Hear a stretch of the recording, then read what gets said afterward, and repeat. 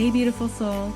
You're listening to the Rising into Mindful Motherhood podcast, your weekly dose of fertility wisdom. I'm your host, Dr. Katie Wood. I'm a barefoot mama bear, pharmacist, and integrative fertility coach. This is your go-to podcast for all things to naturally nourish your fertility, embody womb healing, and reclaim your feminine power to accelerate your path to pregnancy. My expert guests and I will be having intentional conversations to discuss the many facets of a thriving, fertile foundation, natural wellness, and how we grow and transform as women on our journey to motherhood. So let's dive in, shall we?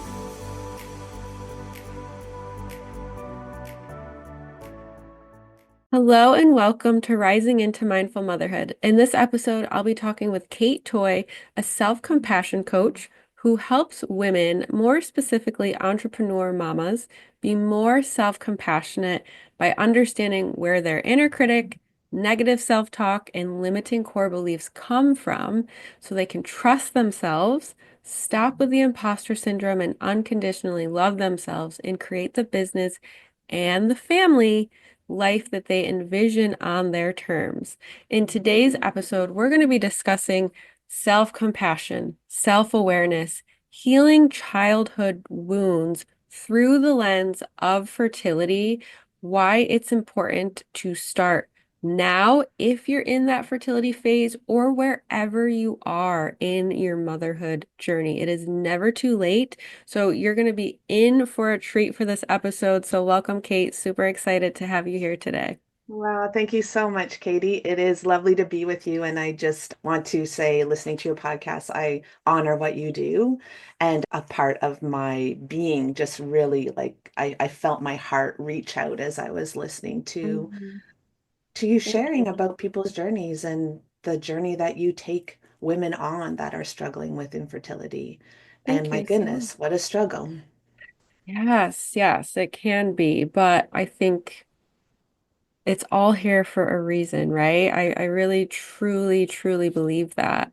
So, what came through for me as I was getting ready to hop on with you is I'd love to talk about what is this inner critic, negative self-talk, limiting core beliefs? What exactly are these? How can they present? And I ask because when I really began my inner personal healing journey, when these things were brought up, I really had no idea what they were, what they meant. Did I have that? How do I find if I have these things? Like that awareness just wasn't even there. So I imagine if I felt that way, some other people might be thinking the same thing. So I would love to just start there. Like, what are these terms that we're going to be talking about today? What an absolute beautiful question. So, what I love to share, I love sharing about the inner critic. I love sharing about childhood. I love sharing about trauma, period. I think that understanding ourselves through the lens of what happened to me and what did I make it mean, instead of the lens of what's wrong with me, really Mm, allows us a compassionate place to really get curious about ourselves without pointing any fingers, because everybody was raised by somebody who was raised by somebody who was raised by somebody, and on it goes. And I am a huge believer. I can honestly say this through my soul, and I don't know that I could at one point, that I truly believe that people are doing the absolute best that they can with what they have, what they know, and where they're at any given time. And of course, when we look back on our past and think, God, why didn't I do this or that? Or why did I do this or that? I didn't have the eyes then that I have now, right? That's who I was at that point in my journey. And now I'm at a completely different place. So I love that you ask about the inner critic, because that is such a beautiful insight for me, because the world that I live in, I think that people are just really aware of, oh, there's my inner critic showing up. So inner critic, sometimes we can be so connected, or it's been with us for so long, or it's served us, and I do the air quotes, served us in a way that we might not even look at that as an inner critic. So for me, for sure, I was a perfectionist, hardcore. And I really loved that, right? A part of me really loved that. I felt that's how I got things done. That's how my house stayed clean. That's how it was just, I really, who would I be if I didn't have that? And then as I started to do more and more of my own work and unpack things, as they say, I realized that it wasn't the best sensations in my body when my perfectionist would take over.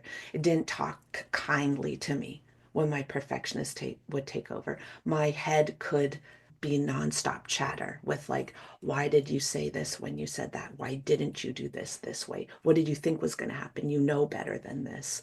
And also this beautiful insight from my daughter, who has, I love that our kids get to witness our healing journey as well, because I think that is huge growth for them too. But as things started to change and I mean, I think I was doing pretty good back in the day, but as things started to change, she said, why did you think when it was time when you were getting ready for Christmas and everyone was coming over, we would take off and go to our rooms? And my internal dialogue was, oh, you're alone again. And here you are doing everything and no one's helping you, which might be an inner critic. But what really was happening was it was so uncomfortable for everybody else that they just left. And I mean, they were small, right? She was probably 7, 9, somewhere around there, and 12. And so, what an inner critic is, I would just offer, I do an exercise whenever I do workshops, and it's a self compassion exercise from Kristen Neff. Just take a gauge of how you talk to yourself when you're struggling compared to how you would talk to a really good friend when they're struggling, Mhm. and how different that internal, what's your body language, which words do you use? Do you say things like, God dang, you said you'd never be here again, and here you are. How come you're so stupid? How come you don't know better? That is your inner critic. Mhm. Yeah, absolutely. And I love that example is how just looking at how are you talking to yourself compared to how you would talk to other people. And probably 9 times out of 10, you wouldn't talk to a friend in that way. So I think that that's a really good awareness gauge for anyone who is really curious about how this could be presenting for them. I do feel like sometimes when we're growing up, we're seeing how maybe our mom is looking at herself and presenting with herself. I didn't experience this myself, but I know that this can be common where maybe your mom looks at herself in the mirror and says, "Oh, I have to lose 10 pounds. I can't eat X, Y, or Z anymore, or I need to go on a diet tomorrow," or whatever it is. And you learn from that. You get imprinted subconsciously, and maybe that's how you begin to look at yourself as well. Yeah, exactly. Beautiful example. And also, if my mom, for that example, whoever that is, if the message is my mom isn't worthy because she carries a few more pounds, Mhm. or however we want to say that, she's not happy with the way she's looking in the mirror, so she doesn't feel she's worthy. What kind of messaging is that unknowingly giving to me? Or what am I connecting self-worth as a human to something external? Mhm. Yeah, I think when we stop and pause and really think about what went on when we grew up, there's so many pauses that we can just take and really think about what might I have made that mean, right? Not what's wrong with me. What might I have made that mean? Another example that I use is a mom that might says, your crying is making me really sad. Be happy for mommy. Be happy for mommy. And I mean, I feel that weight in my body of a little person starting to believe that they are emotionally responsible for the big people in their life. And my goodness, how much of a burden is that? And then Mhm. we see grown women who are people pleasers, have no boundaries, killing themselves for external validation, and also thinking that that person's mad. It must be something I did. Mhm. Yeah, I see that often coming up in the fertility journey, wanting to people please and really just stretching yourself so thin to do all the things, and you want to get pregnant so badly. So that just adds another layer of stress. And then I think another example of an inner critic is just you can't even get pregnant, right? You're a woman and you can't even get pregnant. The one thing that you are made to do. I know that was a big one for me, sure, when we were struggling. And then the limiting beliefs, I'm never going to get pregnant. It's not going to happen for me. It's happening for her, not for me. That's also a big one too. And maybe even what's wrong with me comes into that. Oh yeah, for sure. Yeah, I just love a space of pause and to just really connect with where might you feel that in your body as you and I are talking. And maybe these Mm, words are connecting somewhere in your body, like maybe this is hitting in your stomach, or maybe you're aware of a tension in your shoulder blades, or maybe it's catching in your throat. And to just the body is so wise. The body tells us things that our head just can't. Our head tells us things like it wasn't that bad. It happened one time. Other people have it worse. And our body says, hey, there's something here. mhm. Yeah, that is part of what I teach my clients too. When we're in these moments of maybe some strong emotions and thoughts are coming through, is sitting with yourself and finding where is that contraction or restriction in the body and just, taking a pause and breathing into that space. And it's really powerful once you learn how to do this. And really, you can release a lot of this like stagnant, negative, dense energy and emotion that you've probably been holding on to since you were a little girl, really. And that's my way of thinking is that not everything is connected to trauma. And I do honestly believe we are all on the spectrum of trauma. And if Mhm. I can understand what happened to me through the lens of what happened to me, that could be traumatic. And something that could be traumatic to my system might not necessarily be traumatic to your system, Mhm. right? We're completely wired as we are wired. And I think so much is related to trauma that we don't even think of. Maybe that is the key that's going to unlock a different way to understand myself. Mhm. Yeah. And speaking of trauma, I know this was big for me just because I didn't know, I wasn't aware, but trauma doesn't have to be this big thing like physical or sexual or anything like that. It can really be so small and you just Right. don't even know. Like maybe your parent promised that they would go to a tournament or a competition or something, and then they didn't show up, right? That sense of abandonment can be really, really big. And I feel like abandonment can come through with fertility, either from just feeling abandoned by your baby not coming through. Maybe your partner isn't being super supportive, or maybe you have family members that are just like, well, maybe it's just not in the cards for you to have children, or even doctors too, depending on how they're being supportive of you in your journey as well. Mm. And I love the tie-in as well to that could connect to this perception of abandonment is trauma is also what should have happened and didn't. When our parents can't show up for us, how we need them to show up for us.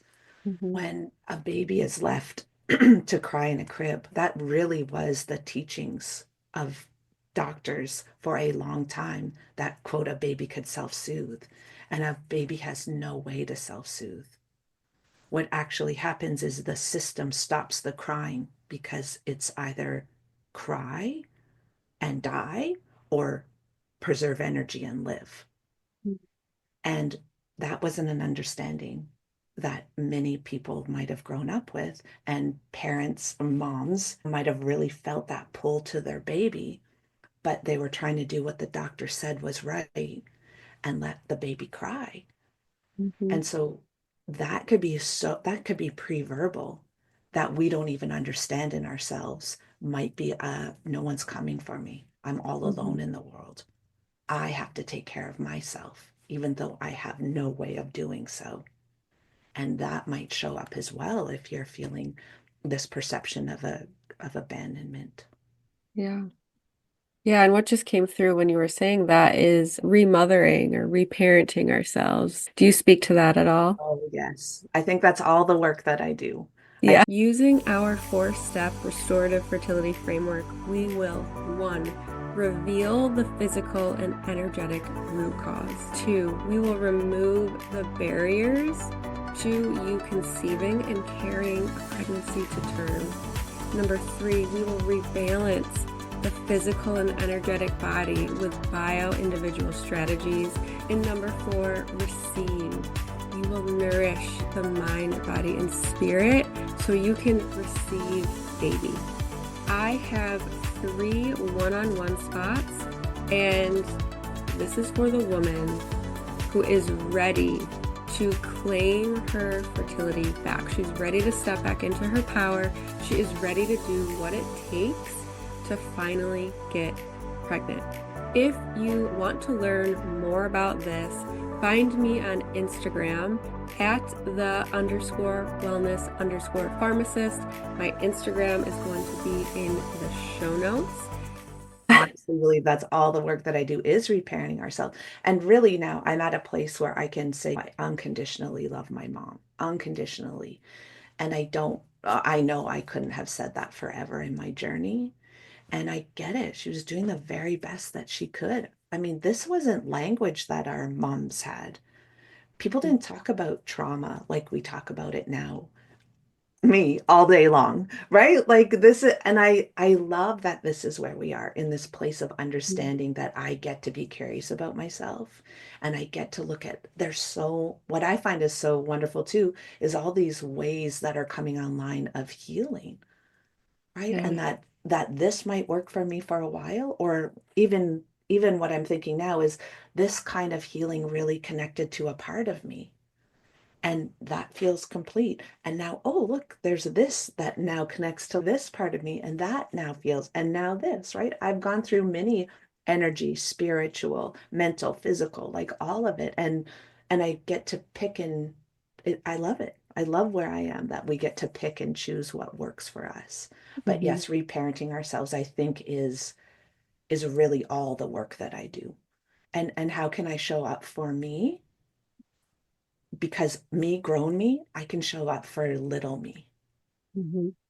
Right? Little me, you don't have to do that anymore. Because my understanding is a part of me that's really young when things get intense or I'm feeling, quote, shame or guilt.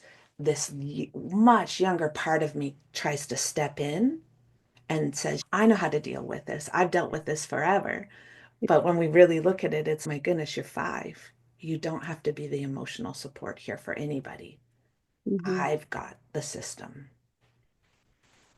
Yeah. I would love to dive a little bit deeper into reparenting in case it's new for anyone that's listening. What does that look like? And I can, after you share your thoughts, I can share an example of some reparenting I did for myself too. Beautiful, beautiful. So the work I do, I'm a compassionate inquiry practitioner, and that's a work of Gabor Mate. And that's really about, he wrote The Body Keeps the Score, the myth of normal Mm. in the realm of hungry Yes, I need ghosts. to read that book. I haven't read that book yet. Oh, yes, yes, yes, yes. And that's really going all the way back to where do you feel it in your body? And it's so incredible where you feel it in your body. What is emotion are you aware of here? And then what I find so often is a memory comes up for people that they might not even have known was in there somewhere. And I think it's because we're connecting with the body. And then we get with that memory and the scene is painted and then what might that have been like for a child, that X, Y, and Z? And people can see that a part of them might go to this place where, but my parents were so tired, or my parents worked so hard, or my, and yes, and can you picture a 4-year-old? Can you see how small they are? If that was your 4-year-old, what would they need? And it just gives this completely different lens of, oh my God, I was so small. I didn't understand. And so then, and now what does that 4-year-old need? And Mhm. how can you be with that 4-year-old? So that's part of reparenting. And then I also love to do internal family systems work. And that's this idea that we're all parts Mm, and all parts are welcome. And so there's a part of me that needed, what did that part need? And let's hear from that part. And really, I think that might be where our inner critic comes in, right? There's a part of me that wants this to be perfect. And there's a part of me mm, also that wants to just be able to have a lot of fun here. And those two might push and pull, right? There's a part of me that I don't care if somebody, oh, my thing is my fridge, right? A part of me wants to just be okay with somebody opening my fridge and it not looking like nobody lives in the house, as my kids say. And the other part of me is, God dang, I really want that fridge to be like immaculate. And these two parts might push and pull. And so let's get curious about both of these parts want what's best for me, right? But they're not even aware of self because they're a much younger part. mhm. So Yeah. yeah, I love that. And some tips that, and I know you're going to share, so I love that, but some tips that I share for people that I work with is find a picture of yourself when you were small Yeah. and look at that. Because my belief is you're born here absolutely perfect. We all arrive here absolute brilliance and perfection. And then life happens and we all come back to that place. And I really believe that that perfection is still inside of us, right? Radiating out Mm, this just yeah. pureness. And so I love having, I have pictures of my mom when she's small around my house and pictures, any anybody in my life that I can have a picture of when they're young, I put it up because my God, those beautiful pieces are still in us. Hmm. Yeah, just remembering we were all Right. that We young were and all of innocent. that. Yeah, for Yeah. sure. And I love the piece where you share too on if a memory does come up and you're seeing yourself as a small child and thinking of it, especially this is a fertility podcast, thinking of it as if you at that age, if that was your child, how would you comfort them? And I love tying in that piece because I think it brings in this aspect of this inner maternalness Mm. that we have. And I think it strengthens that muscle, but then also I in the subconscious mind thinking, even just thinking, how would I parent my child? So even just putting that idea out into the world, out into the universe, that this is how I would show up as a mother for my child. I think that that is so powerful for anyone who is struggling on their fertility journey, especially if you don't have any kids yet, because you don't know Right. exactly how you don't have any experience doing that yet. So even just getting curious about how would I show up for my child in this particular situation, I think that I just love that so much. But an experience I had was there's this memory came up. I was probably 5 or 6, crying, upset. My sister was telling me to stop crying. And in the reparenting that I gave myself, it was just it's okay to be sad.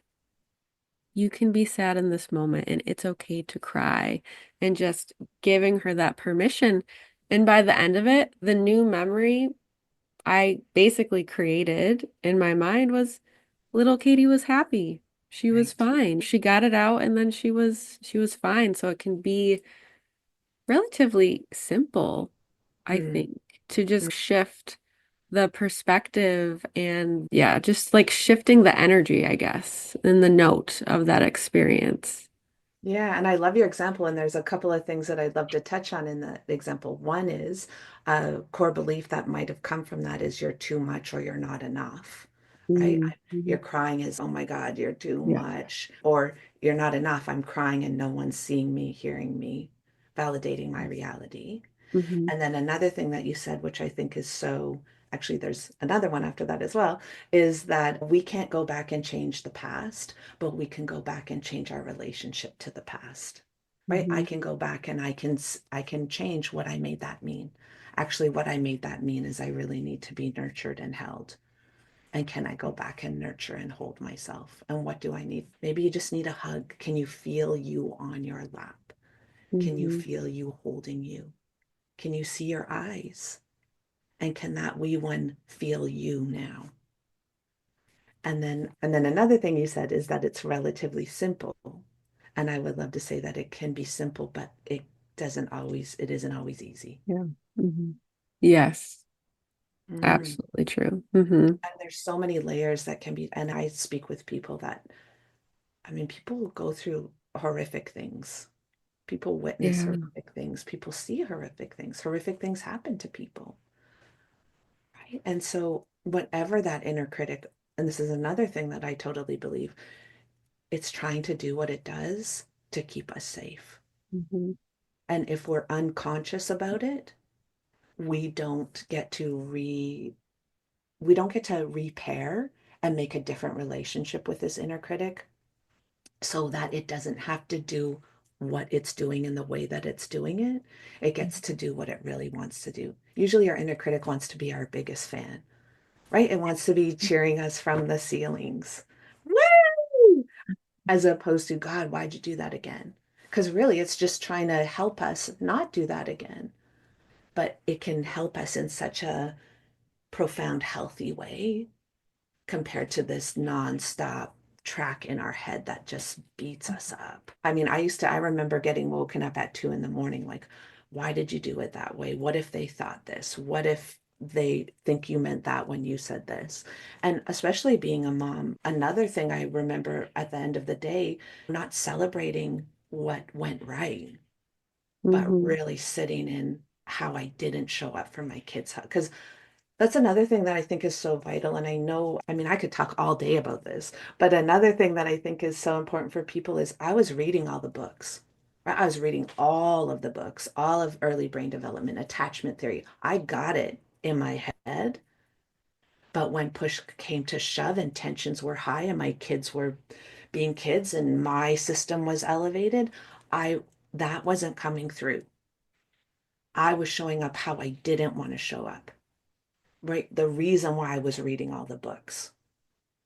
But I was so unconscious of what was buried that I hadn't recreated a relationship with all of my parts. And so the part that was like, this is getting tense, and this could be elevated, or this could look like yelling, or this could look like just ways I didn't want to be a mom, but it was how I was showing up. And Hmm. then at night, I would lay in bed and cry. You're reading all the books. You know better. Why are you doing this? You don't even deserve these kids. All of that.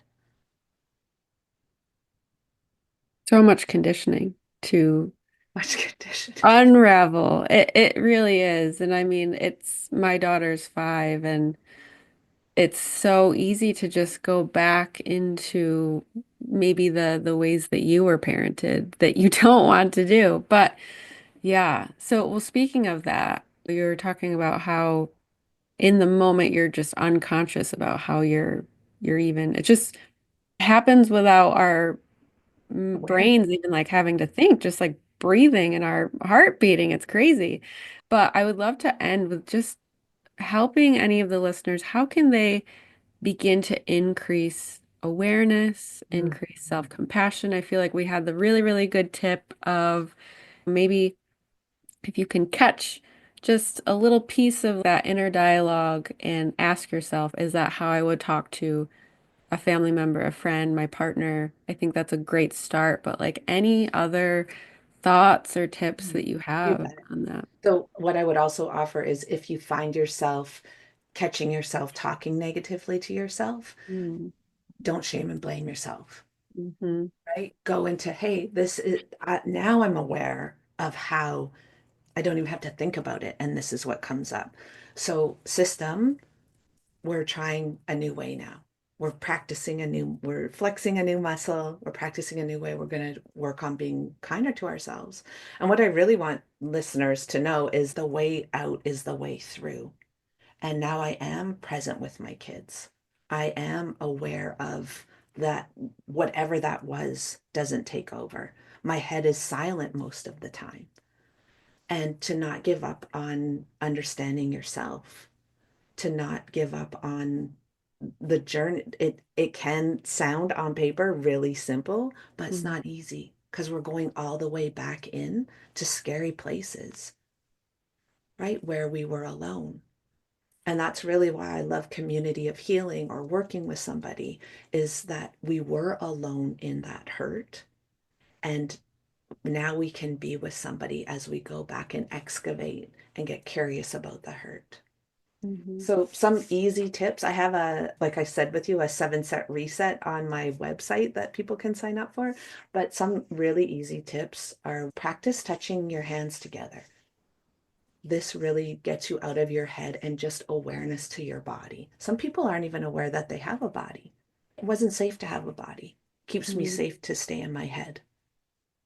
So some good practices are just touching hand to hand, rubbing your hands on your thighs. That really brings you into presence and into the Mhm. body. Taking note of how you speak with yourself and how you speak to yourself, right? At the end of the night, celebrate your wins, right? At the end of the day, 3 things that I'm really grateful for and I showed up for how I wanted to, as opposed to the list of the ways I didn't. You're a human. Part of being human is that you're imperfect. You are perfectly imperfect. And that we sometimes hold this space of it's okay for others to be human, but not okay for us to be human. And then a really beautiful practice is, I would offer, get a picture of yourself out when you were Mhm. small and put it beside your bed or put it where you're going to see it somewhere every day and just really look into that little one's eyes. And then when you look into the mirror, those eyes are still the same eyes. And That's something that beautiful. I think is a beautiful reflection, I really work on ancestral trauma as well, like generational. We were in our mom when she was in our gran. So I was an egg developing inside my mother, inside my grandmother. So whatever my grandmother was going through, or my energy of her, or what her life was like, that is in here too. So sometimes the things might not make sense because what that doesn't really make sense for me. However, you were an egg inside your gran, and maybe something has rippled through from there as well. We get all of the gifts of all of our ancestors. I talk a lot about cycle breakers. We're cycle Mhm. breaking at this point. And also, we get a lot of other stuff from our ancestors too. But I believe we're Absolutely. here for a reason, right? Mhm. You're here for a reason right this moment. And imagine being the cycle breaker for all the generations to come, or at least making it easier for all the generations to come. Mhm. Absolutely. I talk about that all the time. And I think you had mentioned it earlier on. We are just in this like awakening in this moment. Our parents didn't talk about trauma and all of these things like we now so openly talk about, and there's just so many people educated in it and ready to support and empower so many people. So yeah, it's a very charged and activating moment in time right now. And I just always invite anyone, whether you're trying to get pregnant, you're pregnant now, maybe you're in the thick of motherhood right now, just if you get an inner nudge to just go deeper, listen to that. It's there for a reason. I am 110% a cycle breaker in my family. So many things learned and unlearned for sure. And I think a lot of us are being called and awakened in this time that we're living in right now. So just trusting that inner nudge and in seeking the support of someone like Kate or anyone who is just willing and educated and able to help you because you don't have to do this alone, right? You do not have, there are so many healers in this world Hmm. at this moment. I think it's a profound time in our world as well. And one of my teachers, she didn't say it about this specifically, but I think it resonates, is, and you said one nudge, and it might be at first, it's like a stone, right? It's like this nibbly bit, but this nibbly bit is now turning into a rock, is now turning into a boulder, is now I could have for so long put up with this, but now this it's so huge, it's taken over my life and I have to address it. Mm-hmm. Yeah. Sometimes it's hard to see that we're the common denominator in any room that we go in. If I go into this room and I feel like everyone's blaming me, maybe there's a part of me that really wants to understand where this blame comes from and what it's about. I love that. Yeah. So just getting curious about that too. Mm-hmm. And it's so powerful. It's nothing, it's not about anybody else. I call it, I don't know if you can swear on here, but I call it Yeah. I call it the shitty ended double stick. It's really crappy what happened to me potentially. And it's really crappy that it's on me to heal it. However, I'm so glad it's on me because if I was waiting for whoever took me apart to put me back together, I'd still be waiting. Mm-hmm. Right? It's really empowering that I get to be the one that says, this is my journey. I don't have to Mm-hmm. wait for anybody to apologize, acknowledge anything. I get to get curious about me. Yeah. Yeah, you hold the control and you get to make that decision and choice for Yeah. yourself. Amazing. Well, I think that is just the perfect place to end on that beautiful note. And please share where they can find you, learn more, and connect with you. Oh, yeah. Thank you so much. My website is just katetoye.com. I'm on Facebook, Kate Toye Self Compassion, Instagram, like not really, Kate Toye Self Compassion Coach. And I have a podcast that I don't offer the love that I so want to, but it's called BS We Women Tell Ourselves. And I love sharing over there. And I'd love to have you over there too, Katie. Oh, amazing. Yes. I Yeah. love doing podcast swaps. Those are always fun. Well, Yeah. thank you so much, Kate. This was just a really soft and nurturing episode, and I'm just so excited for the listeners to be able to dive in. Thank you so much. And thank you for allowing me to share with your audience. I'm honored. Thank you so much for tuning in to the Rising into Mindful Motherhood podcast. If this episode resonated with you or gave you an aha moment, stop what you're doing right now and write a review. This simple act of kindness helps me get this podcast out to connect with as many women as I possibly can. I also have a special offer. If you send me a screenshot of your review, I will take $250 off one of my premium coaching containers. Let me know what resonated with you the most and why. So connect with me in my free Facebook community or tag me on Instagram. You'll find both listed below. Thanks again from the bottom of my heart for tuning in to this episode, and I'll see you next time.